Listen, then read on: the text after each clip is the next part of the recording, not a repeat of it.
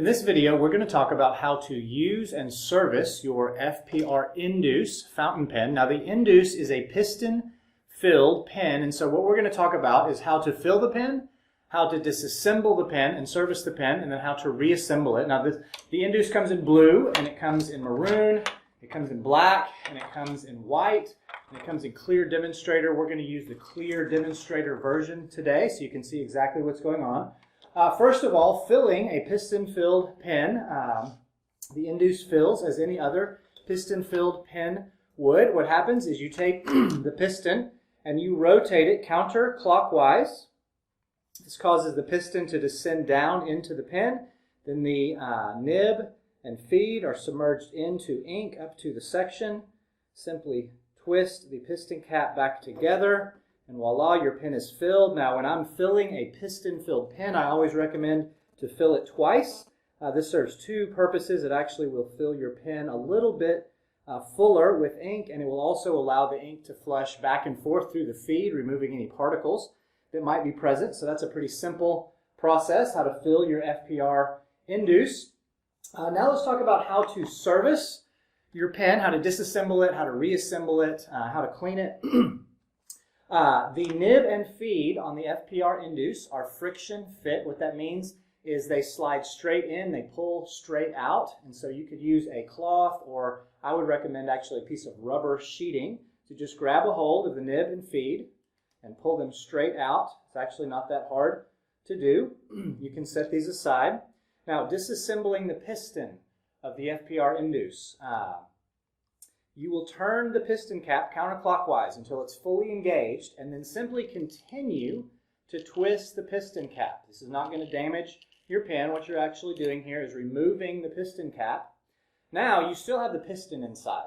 The way I remove this, very simply, I don't use pliers or anything else. You can actually reach back in with the piston cap itself and just twist it to engage slightly with the piston and pull the piston straight out. We'll set that aside for now. So now what you have is only the barrel of the Indus. However, you'll notice that the barrel of the Indus is fitted with an intersection, and this holds the plastic feed for the Indus. Now, to remove this section, if you look at the intersection, what you will find is there are some grooves that are meant for a flathead screwdriver.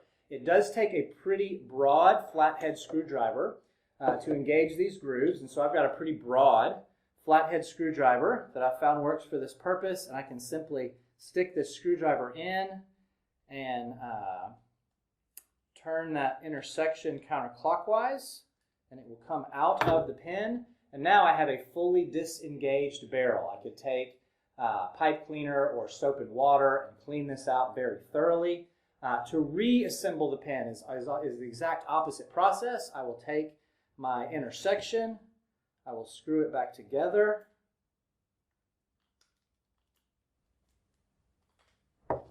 Now, after you've disassembled your Indus, I suggest adding some silicone grease to the plunger here, to the piston. It'll help produce a better seal and also give you smoother movement on the piston. I like to keep my silicone grease in a syringe like this, but you can pick it up at most hardware stores in a tub. Just apply a very small amount of silicone grease to the end of the piston, like that. And I recommend fully engaging the piston, or fully screwing in the piston into the piston cap like that. Insert it into the end of the pen and simply screw it back together. The nib and feed are quite simple. There is no particular direction the nib has to go, or the feed has to go in this pen. There's no groove that it has to match up with, and so what I will simply do is match up the nib and the feed the way I want them, like that. Hold them between my index and finger and thumb like this, and simply insert them into the section like that. Well, I hope that's helpful, and I hope you enjoy your FPR Indus fountain pen. Thanks a lot.